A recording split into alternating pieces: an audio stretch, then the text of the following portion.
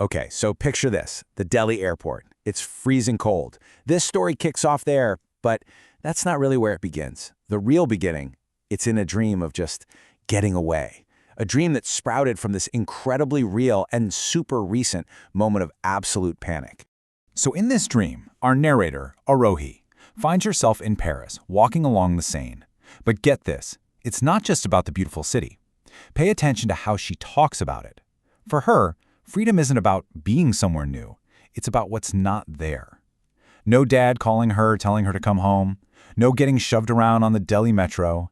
It's this freedom from all those tiny, everyday rules and restrictions. And what's really interesting is that even when she's dreaming of being a world away, a piece of home is still with her. She looks at the lights on the river and what does she see? Diwali diyas. You know, those little lamps. She says her heart just lights up like fireworks in the night sky. It's beautiful, right? Then her dream kind of drifts from Paris to the snowy mountains of Switzerland. And again, it's not really about the amazing scenery. It's about what those mountains represent. It's a place where she doesn't have to hear that one phrase over and over, ladki ho, samphalke, which means you're a girl, be careful.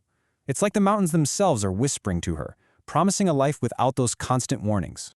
So you've got this amazing, peaceful dream, but where did it come from? Well, it wasn't just some random thought. Suddenly, bam, a flashback cuts right through it. And that's when we see the real-life anxiety that sparked this whole thing, this deep, desperate need for freedom, for a place where she didn't have to feel so panicked. All right, let's go back in time. We're now at the immigration counter in the Delhi airport just moments before she fell asleep and had that dream.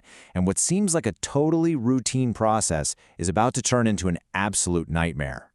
And it all starts with this one tiny thing. She's feeling overwhelmed, panicky, so she just pushes her handbag into her husband's hands. Seems simple, right? But in that one split second, she basically hands over her documents, all her answers, and her control. And her husband says something that just raises the stakes sky high. He tells her, once I go through, security won't let me come back. So a literal line gets drawn in the sand. He crosses it, and that's it. She is totally 100% on her own.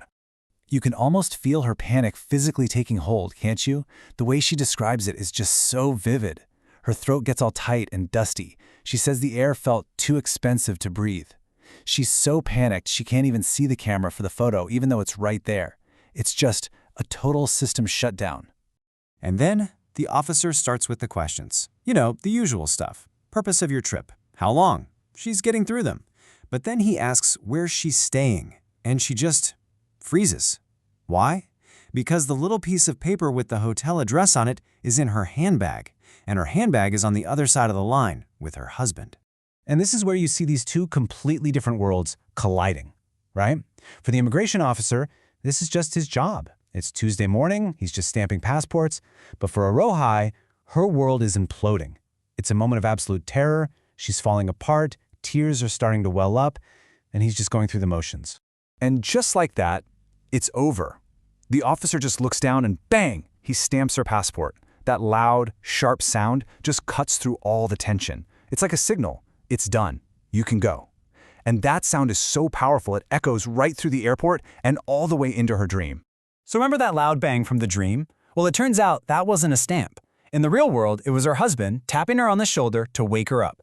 It's time to board. They're heading to Paris. She looks at her watch and she's just stunned.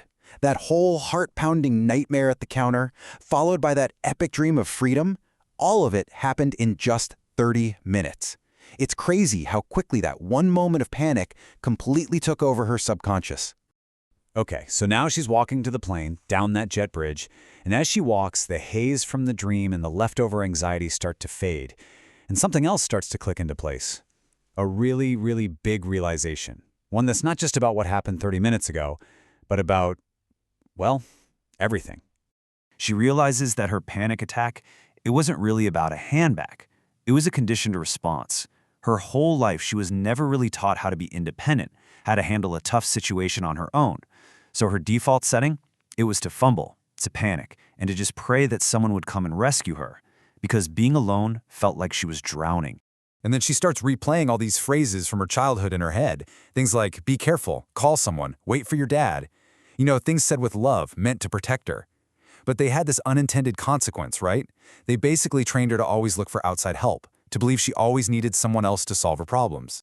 And this is the big one, the key takeaway, the powerful, almost gut punch of a truth she figures out right there. The culture she was raised in, it prepares its daughters to be safe, but not to be strong.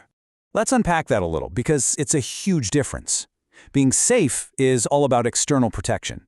It's like building walls around someone. It creates dependency. It teaches you to avoid risk at all costs. But being strong? That's totally different. That's about building resilience inside yourself. It's about independence, about having the tools to actually handle risk when it comes your way. You know, Aarohi's story is just one person's experience, but it opens up this massive question for all of us, doesn't it? It makes you think about the long-term effects of a culture that values protection more than it values empowerment. So, I'll leave you with this. What is the true cost? What do we lose when we're taught how to be safe, but not how to be strong?